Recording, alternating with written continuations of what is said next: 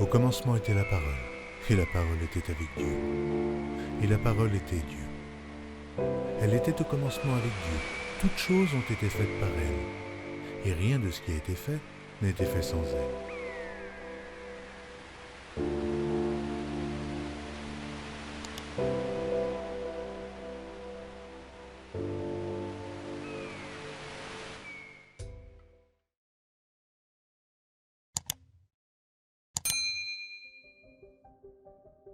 Bonjour peuple de Dieu, je vous salue encore une fois dans le nom de Jésus.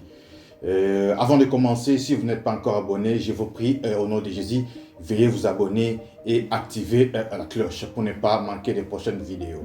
Aujourd'hui, nous allons parler des mauvais esprits de Dieu, entre parenthèses mauvais. Pourquoi? Ça peut paraître bizarre, bien-aimé, ça peut paraître bizarre d'attendre les mauvais esprits de Dieu, et pourtant ça existe. Ça existe, bien-aimé. Alors, nous allons voir, bien-aimés, pourquoi est-ce que les mauvais esprits, entre parenthèses, les esprits de Dieu, sont au service de Dieu.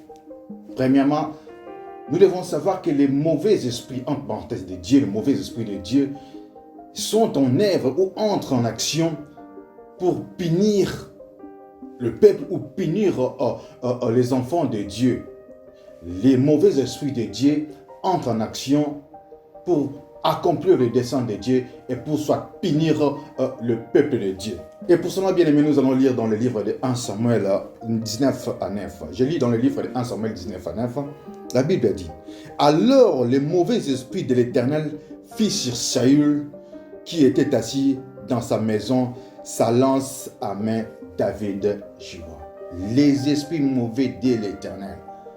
Pourquoi on peut parler de mauvais esprits, des esprits mauvais de l'Éternel? D'emblée, je vais vous expliquer, bien aimé, ces esprits ne sont tellement pas comme ça, ne sont pas méchants, ne sont pas mauvais. Ce sont des esprits qui résident ou qui demeurent auprès de Dieu. Mais ils se transforment et ils entrent en action pour accomplir le dessein de Dieu, ce dont Dieu leur a envoyé. Ce sont des esprits, ce sont des anges qui se transforment en des punishment ou soit des punisseurs qui viennent pour punir le peuple de Dieu. Alors on va se demander, on va se poser la question, pourquoi punir le peuple de Dieu? Simplement parce qu'il y a la désobéissance. S'il y a la désobéissance, c'est alors ces esprits, entre parenthèses, les esprits mauvais de Dieu entrent en action. Et quand ils entrent en action, on peut les appeler les mauvais esprits de Dieu. Bien aimé, c'est comme dans un laboratoire. Dans un laboratoire, il y a les vaccins qui sortent, il y a aussi les virus qui sortent. Aussi, c'est comme Microsoft. Il fait des ordinateurs, il fait aussi des virus. Notre Dieu a tout. Il a tout en son pouvoir, c'est un créateur, il a tout créé, il ne manque de rien. Il a auprès de lui des esprits qui peuvent punir. C'est comme le médecin, c'est comme dans un hôpital. Le médecin a des vaccins, le médecin a des médicaments, il peut te procurer, il peut te prescrire des médicaments, soit tu peux être guéri, il peut aussi décider d'écourter ta vie, le médecin. Il peut t'empoisonner, soit aussi il peut te guérir, entre parenthèses, sachant que le guérisseur par excellence, c'est Dieu. Amen, bien-aimé. Donc, Dieu a auprès de lui des esprits qui entrent en action pour accomplir son dessein. Et quand ils accomplissent ce dessein, on les appelle, soit entre parenthèses, les esprits méchants de Dieu, les esprits mauvais de Dieu. Et dans d'autres versions, on les appelle les esprits malins de Dieu. Les esprits malins de Dieu. Et pour cela, nous allons lire dans 1 Roi 22. Je lis. Et un esprit vint se présenter devant l'Éternel et dit: moi, je les séduirai. L'Éternel lui dit: comment? Et l'esprit répond: je sortirai, répondit, je serai un esprit de mensonge. Ah, je serai un esprit de mensonge. Donc, auparavant, il n'était pas un esprit de mensonge, il serait. Il est devenu un esprit de mensonge. Justement pour accomplir le dessein de Dieu, justement pour punir un peuple, justement pour punir un roi. L'esprit mensonger de Dieu, c'est ce qu'on peut dire. Les esprits malins de Dieu, les mauvais esprits de Dieu, Je vous ai expliqué, ces esprits ne sont pas mauvais, ils ne sont pas méchants, mais ils sont prêts à servir Dieu en toute cause, en toutes circonstances. Si Dieu veut les utiliser pour te punir, il viendra te punir. Nous en avons des exemples. Dans Exode 12, la Bible nous le dit, l'ange viendra, il verra les sangs. C'était quel ange? L'ange punisseur, l'ange qui punissait les Égyptiens de l'époque. Auprès de Dieu, il y a des esprits, dites les esprits, on peut les appeler aujourd'hui les esprits mauvais. En soi, ils ne sont pas mauvais, mais ils sont prêts, je reprends encore, je me le répète, ils sont prêts à exécuter les desseins de Dieu. Ils sont prêts à punir lorsque vous n'obéissez pas, lorsque vous n'écoutez pas Dieu. L'ange verrait le sang et il passerait outre. À l'époque, quand les enfants d'Israël ont quitté l'Égypte, l'instruction était que chacun des Hébreux puisse asperger le sang de Jésus. Oh, excusez-moi, c'était l'ombre des choses à venir d'ailleurs. Qu'ils puissent asperger le sang de l'agneau sur leur linteau. Si l'ange ne trouvait pas le sang, il allait vous confondre et vous détruire. Et cet ange venait de près de Dieu. Et sa mission, c'était pour punir, pour détruire. On peut le citer, entre parenthèses, ange mauvais de Dieu. Ensuite, quand on parle de mauvais, ça dit, c'est là où l'Éternel est en train de punir. C'est la colère de Dieu. Peu importe l'interprétation. Quand Dieu se fâche, on peut dire, ce papa est mauvais, il est méchant. Non, il est en train de te corriger. Il est en train de te punir. C'est ça, la Bible dit. Il a dit dans sa parole, à moi la vengeance, à moi la rétribution. Bien, mais quand Dieu se fâche, quand Dieu se venge, personne donc ne peut le bloquer. Personne ne peut l'interdire. Quand Dieu se fâche, il se fâche. Il peut envoyer des esprits pour te détruire. Il peut envoyer des esprits, tu vas le dire, ce sont des méchants. Peu importe. Même ce qui se passe, coronavirus, machin, tout cela. Tout le monde quasi parle ce sont des démons. Peut-être aussi ce sont des mauvais esprits de Dieu et que Dieu a envoyé sur cette terre pour punir ce monde. Ça peut être le cas. Bien aimé, Dieu est amour. Dans son amour, la Bible dit, 1 Jean 3,16, il a donné son Fils unique, Jésus-Christ, en fait, quiconque croit en lui ne périsse pas, bien aimé. Mais dans cet amour, si tu n'obéis pas, si tu ne crois pas, il y a l'enfer qui t'est réservé. Si tu ne crois pas en Jésus, bien-aimé, il y a l'enfer. Ou si tu n'obéis pas, tu ne fais pas exactement ce que Dieu te demande, il y a l'enfer, il y a les salaires qui t'attendent. Le salaire du péché, c'est la mort. Comme un père aimant ses enfants, on dit souvent, celui qui aime bien, châtie bien. Et quand Dieu aime, oui, il a de l'amour pour nous, il nous châtie aussi. Et il a des anges pour exécuter cela. Et ces anges sont appelés les esprits mauvais de Dieu. En soi, ils n'étaient pas mauvais. En soi, ils se transforment, bien aimés, pour accomplir la parole ou le dessein, le projet de Dieu. Saül, le premier roi de l'Éternel. Mais lorsqu'il a désobéi, la Bible dit, il y a un mauvais esprit. Un mauvais esprit, c'est lorsque David chantait ou lorsque David jouait sa flûte, son instrument, que c'était ce moment-là, ces esprits fuyaient.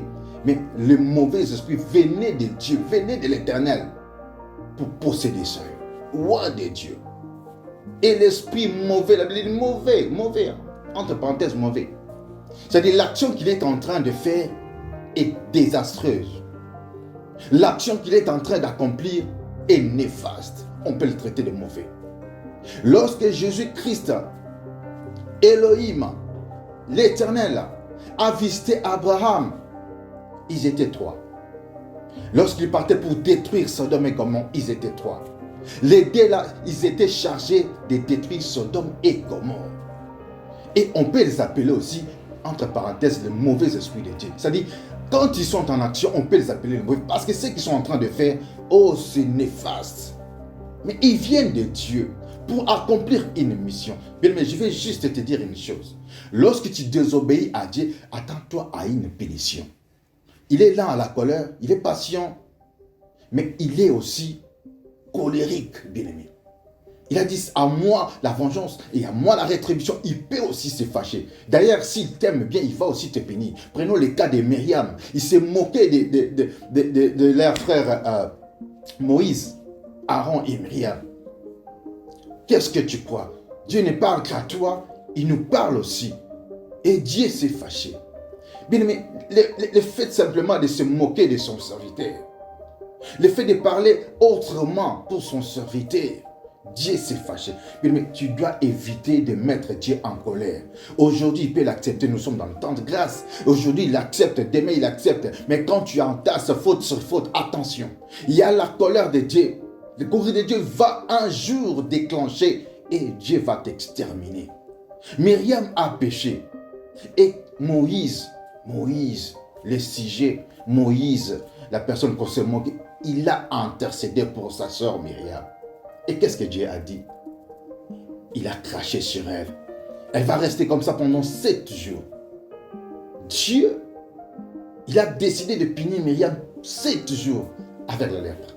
Bien aimé, Dieu peut se fâcher.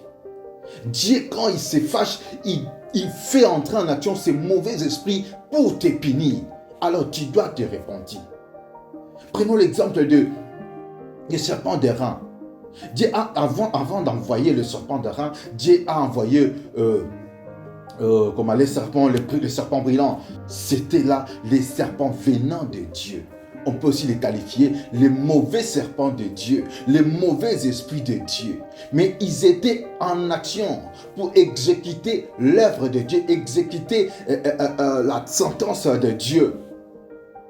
Évitons que les mauvais esprits puissent nous frapper. Les mauvais esprits venant de Dieu puissent nous frapper. C'est en quelque sorte une sorte de punition que Dieu relâche ce genre des esprits. Quand nous lisons dans 1 Roi bien-aimé, nous pouvons comprendre que cet esprit, ce n'était pas son domaine. Et Dieu lui a demandé, comment tu vas faire? Il dit, moi, je serai un esprit de mensonge. C'est-à-dire, il n'était pas esprit de mensonge. Les esprits que Dieu utilise, peut-être souvent pour nous punir, ce ne sont pas des mauvais esprits en soi. Mais ils se transforment. On peut les appeler les mauvais esprits parce qu'ils viennent de l'Éternel et ils disent, la Bible dit, les mauvais esprits de Dieu. Et pourquoi ils viennent? Je vous ai dit, c'est pour punir. Lorsqu'il n'y a pas d'obéissance, lorsque nous n'écoutons pas, l'esprit mauvais de l'Éternel est prêt pour te punir, pour t'orienter, peut-être pour te punir, pour te réprimander. Bien aimé, tu peux demander pardon. Mais sachez que la conséquence peut demeurer, peut rester. Craignons Dieu. Écoutons Dieu, obéissons à notre Dieu. Le temps vous est donné, répondez-vous, bien-aimés. Le temps est mauvais, répondez-vous. La vie est courte, répondez-vous, la vie est courte. Tu peux dire, oui, je vais demander pardon. Lorsque j'aurai 50 ans, je vais commencer à prier. Qui t'a dit que tu auras 50 ans? Qui te l'a dit? Le temps est mauvais, tu n'auras pas 50 ans. Profite de cette occasion, répands-toi. La colère de Dieu est là. Mais il se calme. La Bible dit, il est lent à la colère. Il est prêt peut-être à te châtier, mais il regarde. Il te donne encore le temps. Il te donne le temps de te repentir, de te ressaisir. Il voit le sang de Jésus, il voit le sang de son fils, il voit l'œuvre salvatrice de la croix. Il s'est dit, je me calme, je lui donne le temps de se repentir. Je lui donne encore le temps. Bien aimé, si tu ne le fais pas, les mauvais esprits de Dieu viendront pour te corriger. Les mauvais esprits de Dieu viendront pour te châtier. Et si tu n'écoutes pas, tu mourras dans tes péchés. Et l'enfer t'est réservé si tu n'arrives pas à comprendre cela. L'Éternel m'a envoyé ce matin. L'Éternel m'a envoyé ce soir. L'Éternel m'a envoyé ce jour pour que je te rappelle. Il est le Dieu qui peut te punir, mais il est le Dieu qui t'aime bien. Il a les bras ouverts, il t'appelle, rentre à la maison. Sinon, il va charger ses esprits dits mauvais pour ta punition. Répands-toi. Répands-toi. Répands-toi. Je m'en vais prier pour vous. Toi qui m'as suivi, sœur, bien-aimé, frère, répands-toi, je t'en supplie. La vie est courte. Répands-toi, ressaisis-toi.